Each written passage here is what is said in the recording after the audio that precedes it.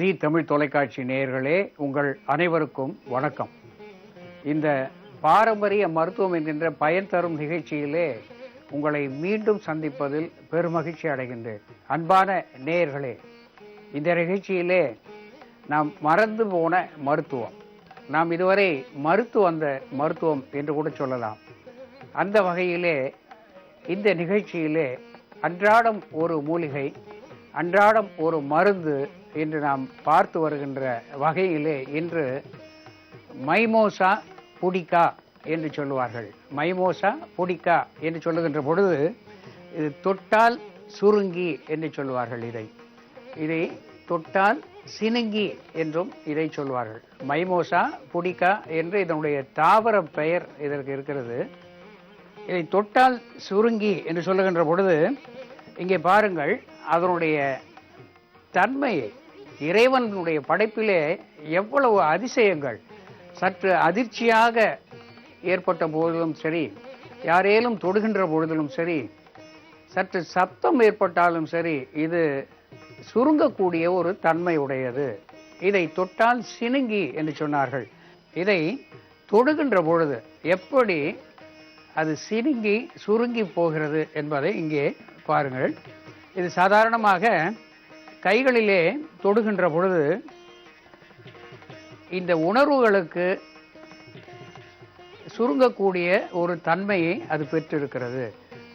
எப்படி யார் தொட்டாலும் அது சுருங்கி போகக்கூடிய ஒரு நிலையை அது பெறுகின்றது. இரண்டு பக்குவம் இருக்கின்ற இலைகள் ஒன்றாக சேரக்கூடிய ஒரு தன்மையை அது பெற்றிருக்கிறது என்பதனாலே தொட்டார் சுருங்கி என்று இதை சொல்லி இருக்கிறார்கள். இப்படி சொல்லுகின்ற பொழுது, இதை வடமொழியிலே சொல்லுகின்ற பொழுது நமஸ்காரி என்ற வார்த்தையிலே இதை சொல்லுகிறார்கள். நமஸ்காரி என்று சொல்லுகின்ற பொழுது இரண்டு கைகளையும் குவித்து நம்மை நமஸ்காரம் செய்கிறதா என்கின்ற ஒரு பொருளும் உண்டு. நாம் நமஸ்கரிக்க வேண்டிய ஒரு மூலிகை என்பதும் அங்கே இன்னொரு பொருள் உண்டு. இப்படி ஒன்றோடு ஒன்று ஒட்டி போகக்கூடிய ஒரு நிலையை அது பெற்றிருக்கிறது. அந்த தொட்டால் சினுங்கி அடையாளம் என்று பார்க்கின்ற பொழுது அதனுடைய காய்களை பார்த்து கொள்ளுங்கள். இது எந்த காலத்திலும் அழியாத ஒரு நிலையை பெற்றிருக்கிறது. மழை இல்லாத போது கூட தன் உயிரை காத்து வைத்து கொண்டு 4 துளி தூறல் விழுந்தாலே இது துளிர்த்து இழக்கூடிய ஒரு தன்மையை இது பெற்றிருக்கிறது. இது அந்த வகையிலே இதனுடைய காய்கள் அங்கே இருக்கின்றன. அதனுடைய பூக்களை பார்க்கின்ற பொழுது ஒரு நீலமும் சிவப்பும் கலந்த பூக்களை இது பெற்றிருக்கிறது.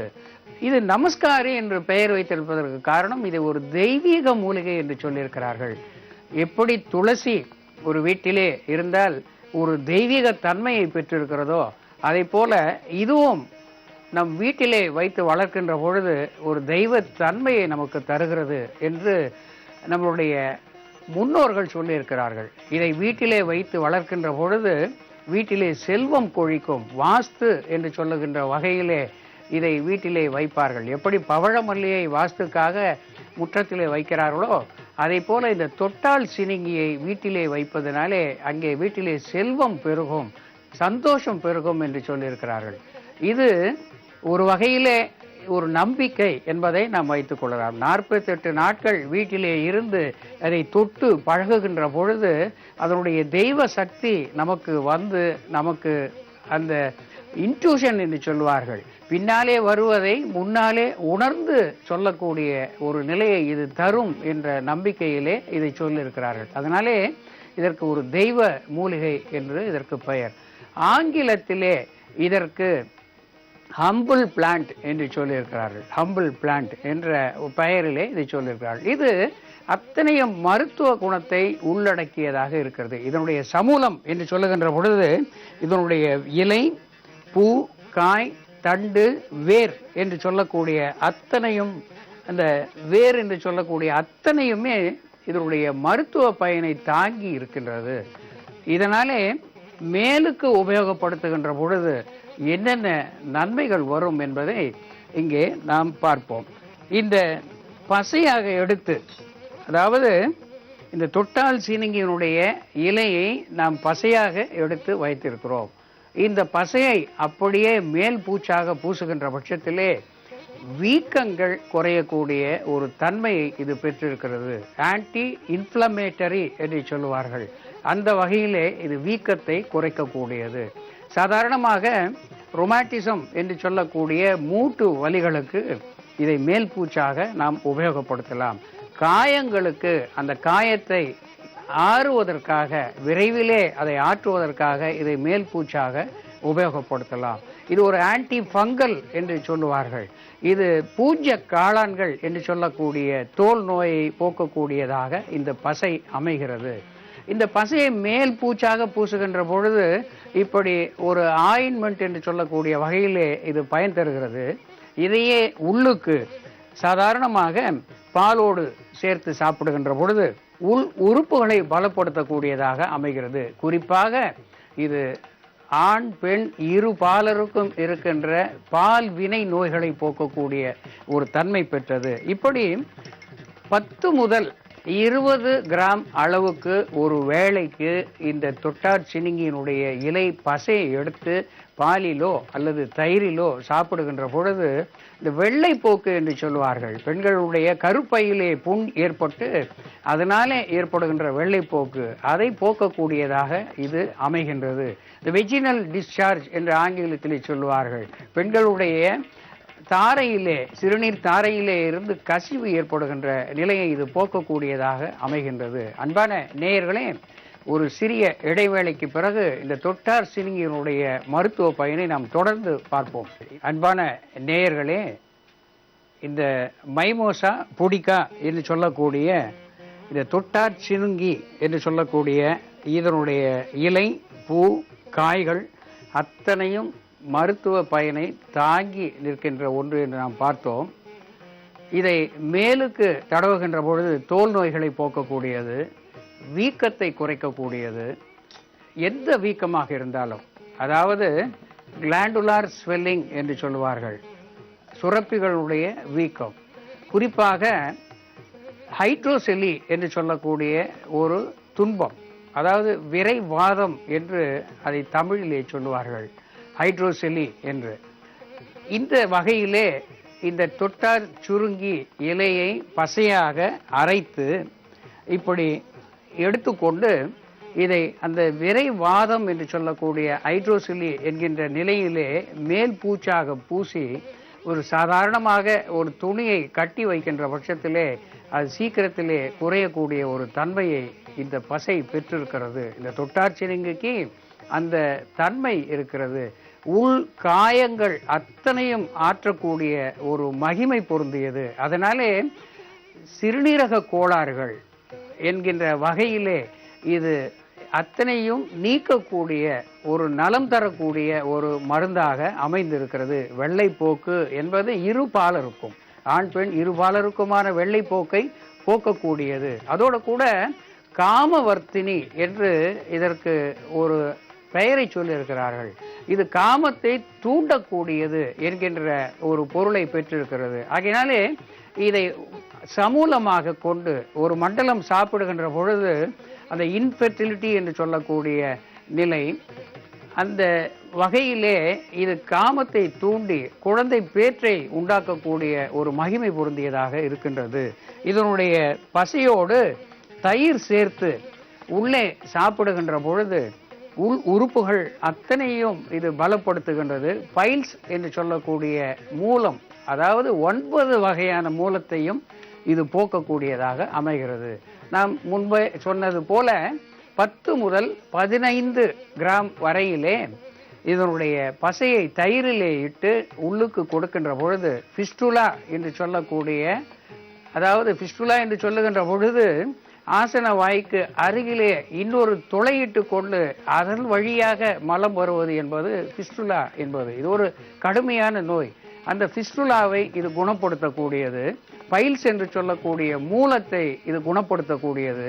வெட்டு காயம் ஏற்பட்ட பொழுது இதனுடைய பசையை மேலே போடுகின்ற பொழுது உடனடியாக இரத்தத்தை உறைய வைக்கக்கூடியது. ஹீமோபிலியா என்று சொல்லுவார்கள். இன்றைய நவீன மருத்துவர்கள் கூட அலறி அடித்து கொண்டு போகக்கூடிய ஒரு நோய் ஹீமோபிலியா என்கின்ற ஒரு நோய். அதாவது ரத்தம் உறையாமல் அங்கெங்கே கட்டியாக தேங்கி நிற்றல், வேதனை தருதல் என்கின்ற நிலை, அடிபட்டாலே உடனே அதிகமான இரத்தப்போக்கு வெளியேறுகின்ற நிலை, அந்த ஹீமோபிலியா என்கின்ற நோய்க்கு இது ஒரு மாமருந்தாக அமைகின்றது. அன்பான நேயர்களே, ஒரு சிறிய செயல்முறையின் மூலம் இதனுடைய வேறொரு மருத்துவ பயனை நாம் இங்கே பார்ப்போம். பொதுவாக எந்த ஒரு மூலிகையும் நாம் தீநீராக எப்படி எடுத்து உபயோகப்படுத்துவோமோ அதை போலவே இங்கே இந்த தொட்டார்சினியினுடைய இலை, வேர், அதனுடைய சமூலம் என்று சொல்வார்கள், அத்தனை பகுதியையும் சுத்திகரித்து நீரிலே இட்டுக்கொள்ளுங்கள். சாதாரணமாக 10 முதல் 15 கிராம் அளவுக்கு ஒருவருக்கு ஒரு வேளைக்கு ஏற்படுகின்ற வகையிலே அதை நாம் இங்கே கஷாயமாக எடுத்துக்கொள்ளலாம். அந்த வகையிலே அதனோடு சுவைக்காக சற்று உப்பு சேர்த்து கொள்ளுங்கள், வால் மிளகு சேர்த்து கொள்ளுங்கள்.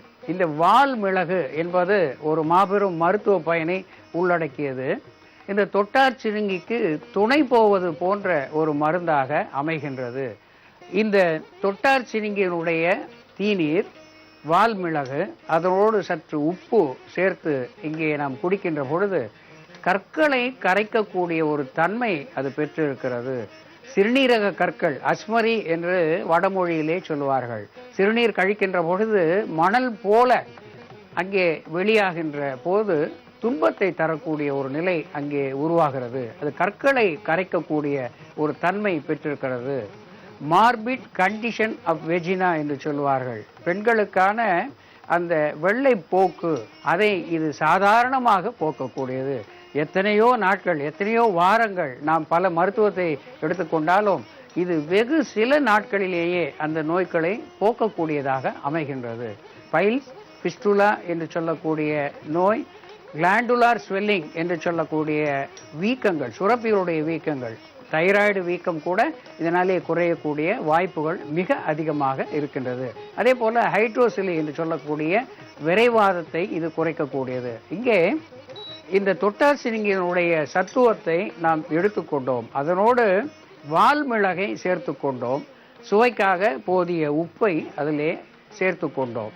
அதை வடிகட்டி கொண்டு தினமும் காலை வேளையிலே சாப்பிட்டு வருகின்ற பட்சத்திலே ஒரு மண்டலம் என்று சொல்லுகின்ற போது கற்கள் கரைந்து போகும். அது எங்கே இருக்கின்ற கற்களாக இருந்தாலும் சரி, சிறுநீரக கற்களாக இருந்தாலும் சரி, பித்தப்பையிலே இருக்கின்ற கற்களாக இருந்தாலும் சரி, ஈரலிலே இருக்கின்ற கற்களாக இருந்தாலும் சரி, அந்த கற்கள் அத்தனையும் இது உடைக்கக்கூடிய தன்மை பொருந்தியதாக இருக்கின்றது. அதோடு கூட இது ஒரு பிளட் பியூரிஃபையர் என்று சொல்வார்கள். இந்த தொட்டார் சிறுங்கியினுடைய இலை, வேர், பூ, காய் அத்தனையும் சேர்த்ததனுடைய சத்துவம் இங்கே நாம் எடுத்து வைத்திருக்கிறோம். அதிலே சிறிது வால்மிளகு சேர்த்திருக்கிறோம், சுவைக்காக உப்பு சேர்த்திருக்கிறோம். இதை 48 நாட்கள் என்று சொல்லக்கூடிய ஒரு மண்டலம் இதை உண்டு வருகின்ற பொழுது இத்தனை பலன்களும் நமக்கு ஏற்படக்கூடியது. மேல் பூச்சாக பூசுகின்ற பொழுது வீக்கத்தை கரைக்கக்கூடியது, இரத்தத்தை உறைய வைக்கக்கூடியது, உள்ளே சாப்பிடுகின்ற பொழுது ஹீமோபிலியா என்று சொல்லக்கூடிய இரத்தம் உறையாத தன்மையை போக்கி இது நமக்கு நலத்தை தரக்கூடியது, வெள்ளைப்போக்கை போக்கக்கூடியது, காமத்தை விருத்தி பண்ணக்கூடியது, அதோடு கூட நம் வீட்டுக்கு வளத்தை சேர்க்கக்கூடியது என்று நாம் பார்த்தோம். அன்பான நேயர்களே, இந்த தொட்டார் சுருங்கியினுடைய மருத்துவ பயனை நாம் இன்று பார்த்தோம். இப்பொழுது உங்களை அடுத்த பகுதிக்கு அழைத்து செல்கின்றேன். அன்பான நேயர்களே, இன்றைய மருத்துவ ஜோதிடம் பகுதியிலே இன்று தேர்ந்தெடுக்கப்பட்டிருக்கின்ற ஒரு கடிதம், இங்கே தேர்ந்து எடுத்து பதில் இருக்கின்ற பொழுது ஒருவருக்கு மட்டும் எழுதப்பட்ட ஒரு கடிதமாக நேயர்கள் கருத வேண்டாம். இது பொதுவாக அனைத்து நேயர்களுக்கும் சென்று சேர வேண்டும் என்ற வகையிலே, இது அனைவருக்கும் பலன் தரக்கூடிய வகையிலே தேர்ந்தெடுக்கப்பட்டு இங்கே பதில்கள் தரப்படுகின்றன. அந்த வகையிலே திருமதி பிரேமலதா என்பவர் இங்கே எழுதியிருக்கிறார். அவர் திருச்சியிலிருந்து எழுதியிருக்கிறார். எனக்கு 57 வயது ஆகின்றது. 2 பாதங்களிலும் காலை எழுந்தவுடன் 1 மணி நேரம் போல் ஏதேனும் ஒரு பொருளை வைத்து அரிப்பை போக்குவதற்காக தேய்த்து கொள்ளக்கூடிய ஒரு நிலை இருந்து வருகிறது என்று பல ஆண்டுகளாக இந்த சகோதரி அந்த அரிப்பு என்கின்ற தோல் நோயினாலே பாதிக்கப்பட்டு எழுதியிருக்கின்றார். தூங்கி எழுந்தவுடன் இரவில் இந்த நிலை இருக்கிறது. சீப்பு அல்லது ஏதேனும் கரண்டியை நான் உபயோகப்படுத்த வேண்டிய ஒரு அவலமான ஒரு நிலை இங்கே இருக்கிறது என்று கடுமையான ஒரு கஷ்டத்தோடு இங்கே அதை சொல்லியிருக்கின்றார். எந்த ஒரு காய்கறியும் பழமும் எனக்கு ஒத்துக்கொள்ளவில்லை என்று எழுதியிருக்கின்றார். சோரியாசிஸ் என்று சொல்லியும் ஆங்கில மருத்துவம் இதற்கு மேல் எடுத்துக்கொள்ளக்கூடாது என்று சொல்லிவிட்டார்கள் என்று எழுதியிருக்கிறார். இந்த ஆங்கில மருத்துவம் இதற்கு மேல் எடுத்துக்கொள்ளக்கூடாது என்று சொல்லிவிடுகின்ற நிலை எப்பொழுது வருகின்றது என்கின்ற போது, இந்த சோரியாசிஸ் என்கின்ற நோய்க்கு மருந்தே இல்லை என்று சொல்லுவது ஆங்கில மருத்துவம். இந்த தோல் நோய் என்பது வந்தால் போகாது, அதோடு கூட வந்தவர்களுடைய அடுத்த தலைமுறையையும் இது பாதிக்கும் என்றுதான் அவர்கள் அங்கே சொல்லுகிறார்கள். அது எள்ளளவும் உண்மை இல்லை என்பதை இந்த சகோதரி மனத்திலே பதிய வைத்துக் கொள்ள வேண்டும். இவருக்கு ஏற்கனவே இந்த சோரியாசிஸ் என்கின்ற தோல் நோய்க்காக பல ஸ்டெராய்ட்ஸ் என்று சொல்லக்கூடிய ஒவ்வாமையை போக்கக்கூடிய மருந்துகளை 5 மில்லிகிராம் 10 மில்லிகிராம் என்று அதிகப்படுத்தி கொடுத்து இரத்தத்திலே இது ஊறி போனதினாலே அதை விட்டுவிட்ட பிறகு அந்த நோய் அழுந்து இருந்த நோய் அது வெளிப்பட ஆரம்பித்திருக்கிறது என்பதனாலே இது அதிகமாக தெரிகின்றது. அதோடு கூட சித்த மருத்துவத்துக்கு வந்த பிறகு கந்தகம் கலந்த மருந்துகளை உபயோகப்படுத்தியதாக எழுதியிருக்கிறார். அப்படியும் அதிலே சரியாகவில்லை என்று. சாதாரணமாக கந்தகத்துக்கு இந்த ஒவ்வாமை நோய் எப்படி ஆங்கில மருந்துகளுக்கு ஸ்டெராய்ட்ஸ் என்று கொடுக்கிறார்களோ அதை போல ஆயுர்வேத மருத்துவத்திலேயும் சரி சித்த மருத்துவத்திலேயும் சரி இந்த கந்தகத்தை மருந்தாக உபயோகப்படுத்துவார்கள். இந்த கந்தகம் கூட நிறைய பேர்களுக்கு நிச்சயமாக அது ஒத்து வருவதில்லை. அதுவும் நோய்களை அதிகப்படுத்தக்கூடிய ஒரு நிலை இங்கே ஏற்படுகிறது என்பதனாலே இவர் என்ன ப்ராப்ளம் என்கின்ற வகையிலே அவர் எழுதியிருக்கிறார். என்ன பிரச்சனை, எனக்கு உடலிலே பிரச்சனையா இல்லை ஏதேனும் நேரத்திலே என்னுடைய ஜாதகத்திலே பிரச்சனையா என்று அவர் எழுதியிருக்கிறார். இரண்டிலேயும் பிரச்சனை என்கின்ற நிலை இந்த அம்மையாருக்கு இருப்பதனாலே இவர் உள்ளுக்கு சாதாரணமாக நாம் சொல்லியிருக்கின்றோம். ஒவ்வாமை இந்த தோல் நோய் என்று வருகின்ற பொழுது அருகம்புல் குப்பை மேனி இவை இரண்டையும் சரிசமமாக காய வைத்து தூளாக்கி 1 கரண்டி வீதம் காலை மாலை சாப்பிட்டு வருகின்ற பட்சத்திலே இந்த ரத்தம் சுத்திகரிக்கக்கூடிய ஒரு நிலை அங்கே ஏற்படும். இதை சாதாரணமாக உபயோகப்படுத்தலாம். இரவு நேரத்திலே இந்த டாக்ஸின் என்று சொல்லக்கூடிய இந்த இரத்தத்திலே இருக்கக்கூடிய அழுக்கை வெளிப்படுத்தக்கூடிய தன்மை இந்த திரிபலா என்று சொல்லக்கூடிய மருந்துக்கு உண்டு என்பதனாலே இரவு நேரத்திலே இந்த திரிபலா சூரணத்தை அவர் உட்கொள்ளலாம். அதோடு கூட இவர் ஜாதகத்தை அனுப்பியிருக்கிறார். இவருடைய ஜாதகத்திலே ரிஷப லக்னம் சிம்ம ராசி என்கின்ற நிலையை இவர் குறிப்பிட்டிருக்கிறார். இவருக்கு சனி திசையிலே புதன் புத்தி என்பதனாலே 8 எள் 9 பச்சை பயிர் இந்த சகோதரி மனதிலே பதிய வைத்துக் கொள்ள வேண்டும். 8 எள் 9 பச்சை பயிரை ஒரு வெள்ளை தாளிலே மடித்து காலையிலே பூஜை அறையிலே வைத்து இறைவனை வேண்டி எடுத்து தன்னுடைய முந்தானையிலே முடிச்சு போட்டு 24 மணி நேரம் வைத்திருந்து அதை எடுத்து விட்டு மீண்டும் புதிதாக வைத்து கொண்டேரே ஆனால் இவருக்கு எந்த நோயும் போகும் என்பதை சொல்லி உங்களை அடுத்த நிகழ்ச்சியிலே சந்திக்கின்ற வரையில் உங்களிடமிருந்து விடைபெறுகின்றேன். நன்றி, வணக்கம். இந்த விதைகளின் மேலே இறைவன் ஒரு வண்ண ஓவியத்தை வரைந்து இருப்பது போல தோன்றுவதனாலே இதற்கு சித்திர பீஜா என்று வடமொழியிலே சொல்லியிருக்கிறார்கள். இந்த விதையும் ஒரு மகா மருத்துவ குணத்தை இது பெற்றிருக்கிறது. இதனுடைய இலையை சாதாரணமாக நாம் எடுத்து கஷாயமாக ஆக்கி குடிக்கின்ற பொழுது உள்ளே இருக்கின்ற அத்தனை உறுப்புகளையும் இது பலப்படுத்தக்கூடியதாக அமைகின்றது, வீக்கத்தை கரைக்கக்கூடியதாக அமைகின்றது.